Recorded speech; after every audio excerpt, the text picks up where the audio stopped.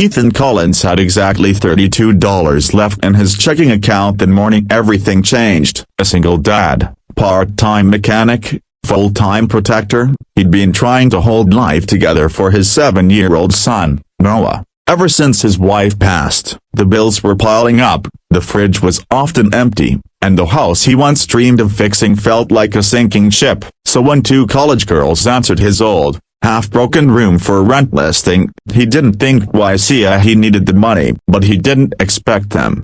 The strange arrival, just after sunset, a beat-up rideshare stopped in front of his house. 2 identical twin girls stepped out, tall, quiet, dressed in oversized hoodies despite the summer heat. They looked nervous, clutching only 2 small backpacks. "We're Emily, a broken bar, and Emma," one said. "We can pay the rent in cash." The other added quickly, "If the room is still available." Ethan noticed their clothes were worn, their shoes scuffed, and there was a heaviness in their eyes that didn't match their young age. Still, he needed the money, and they looked like they needed a safe place even more. "Welcome home," Ethan said, surprising even himself.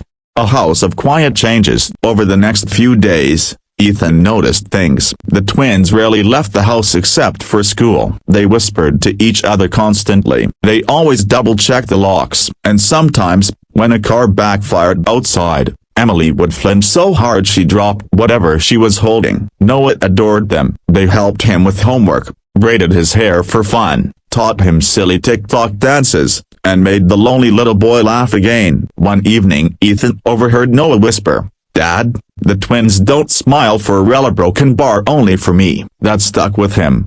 The night everything made sense. One stormy night, Ethan woke to a small sound, a door closing, a soft cry, a trembling breath. He followed the sound to the living room and found Emily, and knees pulled to her chest, crying silently while lightning flashed against the window.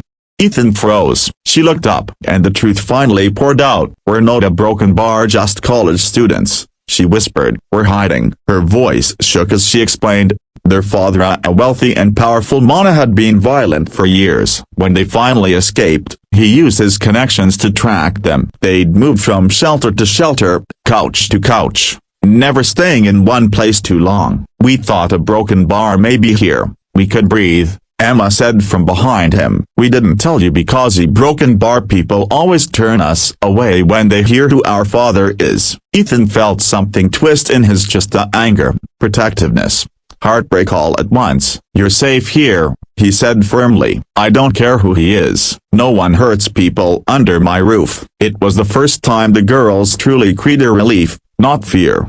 A father's stand. A week later, their father's private investigator showed up outside the house, snapping photos and asking questions. Ethan didn't back down. He stepped onto the porch, a muscle, grease stains, exhaustion, and stubbornness, and said, "You have no right to harass these girls. If they want to report something, they will. Until then, get off my property." The twins watched from the window, a shaking, stunned and for the first time, hopeful. The unexpected twist. The next morning, Ethan woke to frantic knocking. It was the twins holding their phones, faces pale. Their father had been arrested overnight. One of his business associates had tipped off federal authorities about years of abuse, tax fraud, and secret accounts. The girls collapsed on the couch, sobbing into his shoulders. "We're free," Emma whispered. "For the first time, we're really free." The emotional climax. In the weeks that followed, something magical happened in that small, worn-down house. Emily began painting again. Emma started playing guitar by the porch. The house filled with laughter and warmth, not just from them, but from Ethan and Noah too. One evening, as they all ate cheap pizza at the kitchen table, Emily looked at Ethan with tears shining in her eyes. "You didn't know who we were," she said softly. "You didn't know what danger might follow, but you still opened your door." Emma reached over and squeezed his hand. "You didn't just rent a room, a broken bar, you gave us our first real home." Ethan swallowed hard. Noah grinned, and the room felt like family.